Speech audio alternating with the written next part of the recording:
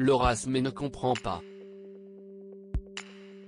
L'actrice de 34 ans a annoncé ce lundi 12 février qu'elle se lançait dans une bataille juridique pour faire valoir ses droits après avoir appris que son père Johnny Hallyday avait décidé de l'exclure de son testament à l'instar de son grand frère, David Hallyday.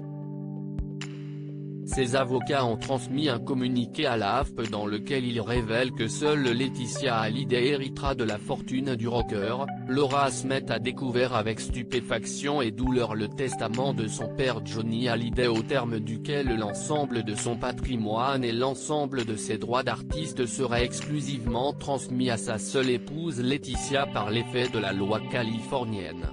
Laura Smet a l'intention de mener toutes les actions de droit permettant la sauvegarde de l'œuvre de son père. La fille de Natalie Baye peut compter sur le soutien de David Hallyday, qui est co-demandeur dans cette procédure.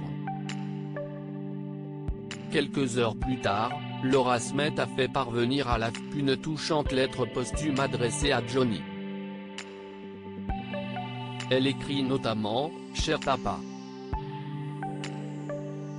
Voilà plus de 2 mois que tu es parti, tu me manques tellement, et en même temps, je ne t'ai jamais senti aussi proche de moi.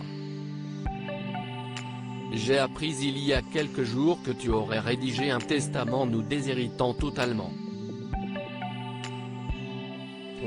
Il m'est encore insupportable de ne pas avoir pu te dire au revoir, papa, le sais-tu au moins? Je t'entends, papa, et moi j'ai choisi, de me battre. » Laura Smet a confié qu'elle aurait préféré que tout cela reste en famille. Un premier testament plus équitable. Les 2 premiers enfants de Johnny Hallyday ont décidé de se lancer dans une bataille judiciaire qui risque de durer quelques années selon Eric Pichet.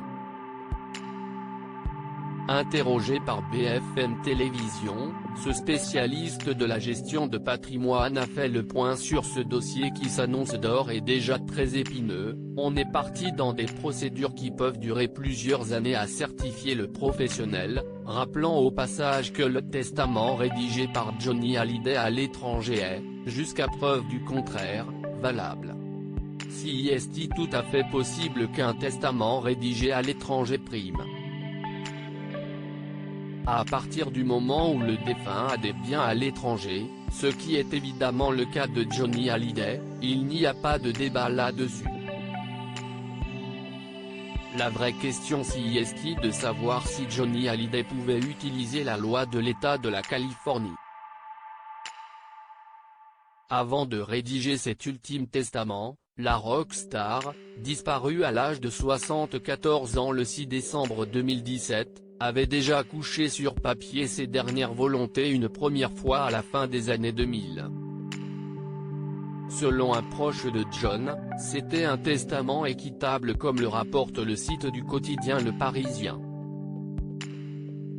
Dans ce testament, 2 tiers de la fortune du chanteur étaient répartis entre les 4 enfants, David, Laura, Joy et Jade. À cette époque, il souhaitait respecter une certaine égalité entre tous les héritiers sur le plan patrimonial. Johnny a visiblement changé Davis dans les dernières années de sa vie. Loading DJ.